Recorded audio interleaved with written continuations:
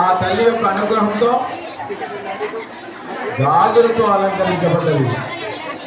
మనం ఎన్నో చూస్తుంటాం, వస్త్రాలతో ఇతరమైనటువంటి వస్తువులతో అలంకరించుకోవడం చూసాం. కానీ శ్రీచక్రానికి పరివార దేవతలతో కూడుకొని ఉన్నటువంటి శ్రీచక్రములో నిక్షిప్తమై ఉన్నటువంటి తల్లికి గాజులతో గాజులను అలంకరించుకున్నాం. చాలా మంది తల్లులు, చాలా మంది భక్తులు 1,00,000 గాజులను అమ్మకు సమర్పించాలి అనుకునే గాజులను సమకూర్చిన దాతలందరికీ కూడా ఆ తల్లి యొక్క ఆశీస్సులు ఘనంగా ఉండాలని. అది 1 తోడా ఇచ్చారా, 9 తోడాలు ఇచ్చారా, అందులో ఉన్న